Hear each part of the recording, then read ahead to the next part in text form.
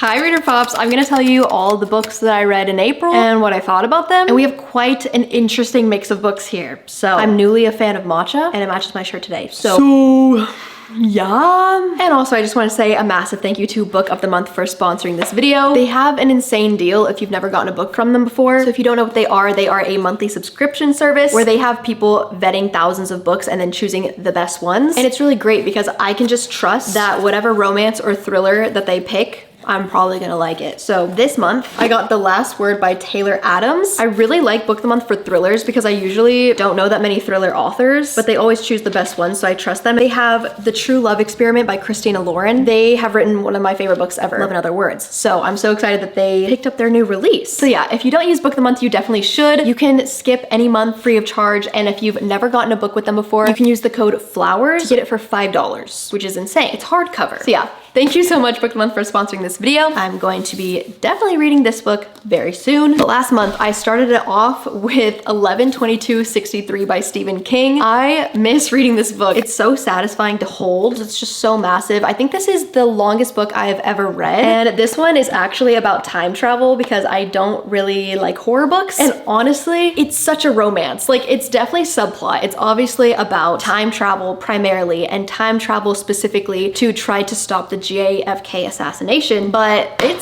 it's romance as well, okay? And we all know that I'm primarily a romance reader. I think I rated this 4.5 stars. I'm not gonna put it in the 5-star category because it just didn't give me that feeling, but I enjoyed every second of it. Well, that's actually why I'm not giving it full 5 stars.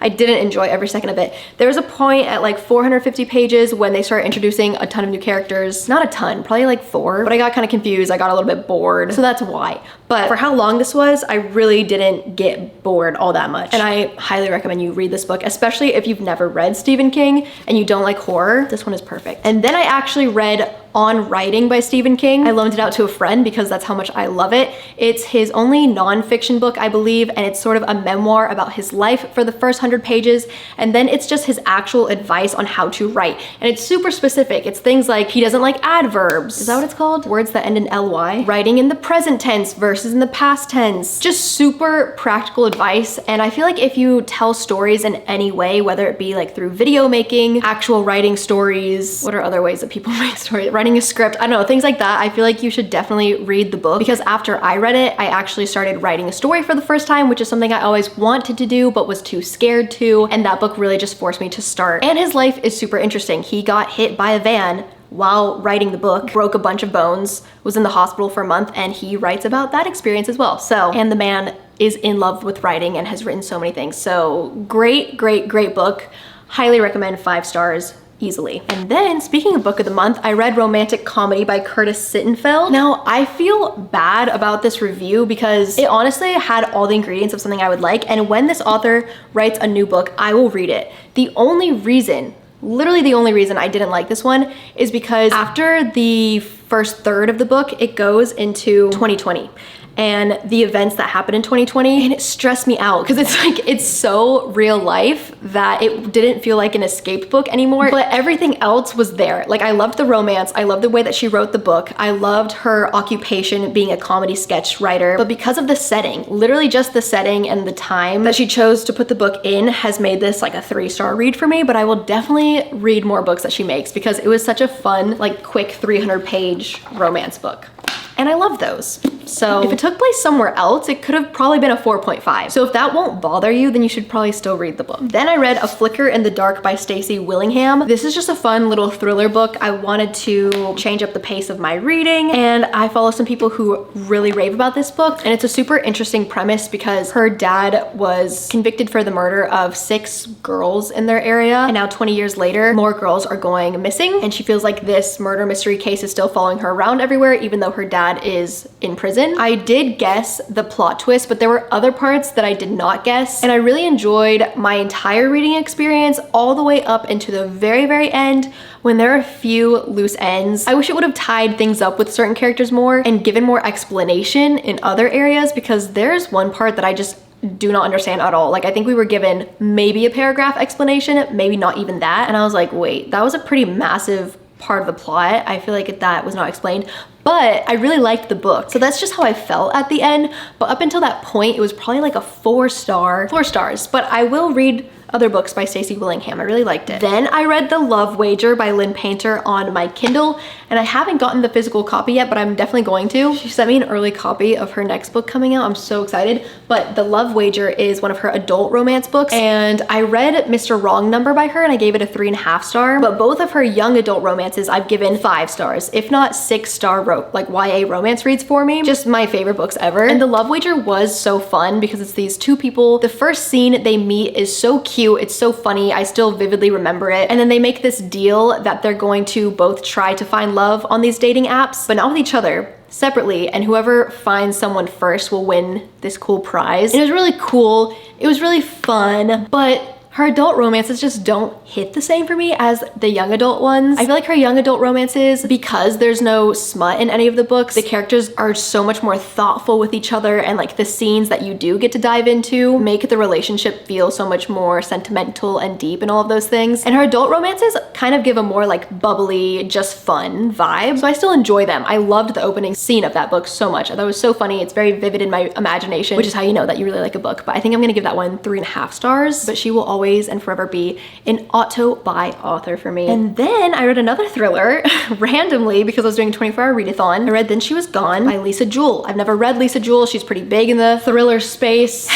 And this one was really good, but if you watched my 24-hour readathon, I felt so weird after reading this book. I felt dark, I felt off, I felt sad, and obviously the topic is sad, like, but this has such dark topics too, like young girls going missing, terrifying. And it was dark, but it didn't make me feel horrible after reading it. This one, this woman's daughter goes missing, and 10 years later, she starts dating a guy whose daughter just feels very similar to her daughter who had gone missing. Automatically, that's such an interesting premise. Like, that is the reason that I read the book. And I think it was so well executed. Like, I did not guess what was happening at all. I feel like you could guess, but I'm not all that smart while reading thrillers. I'm just having fun. It was super intriguing the entire way through. Read it very fast. The explanation was very well done, but I just felt kind of horrible after reading it. So I don't know what to give it. I probably would give it like 4 stars because it just objectively was a good thriller in my opinion. But if you're kind of sensitive to like how you feel after watching movies or books, I would probably stay away from this one, just from my personal experience, but maybe you won't be affected. And then I read a fantasy romance that has been blowing up on Book Talk,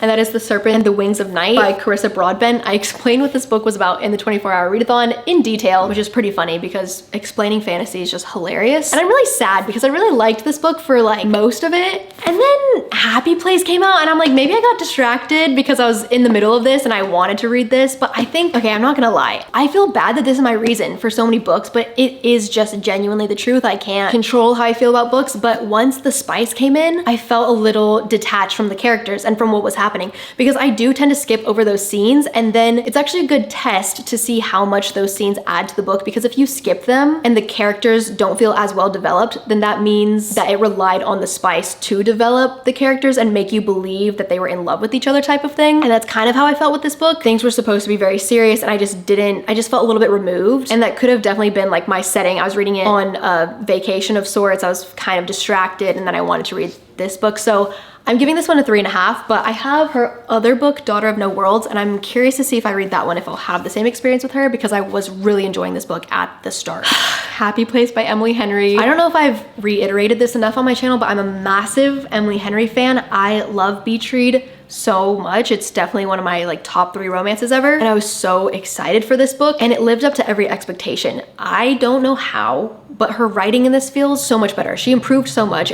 I think I saw someone say it felt like she chose each word and each sentence so meticulously, and it's so true. It doesn't feel like there was an excess word in here. Everything was just to the point, beautifully written. The setting was great. There's a larger cast in this book, so you get a lot of the friend group dynamic instead of just following 2 people, and it was a lot deeper than a romance book, because her books kind of lean more towards literary fiction with a heavy romance subplot, and I just loved it. I wanted to reread it as I was reading it. I was like, I want to read that chapter again. I want to, I mean, I already annotated, but I just want to annotate even more, I guess, and just reread the quotes that I loved so much. So I don't know how long I'm gonna wait before rereading it, but I definitely want to, because this was definitely an easy 5-star read.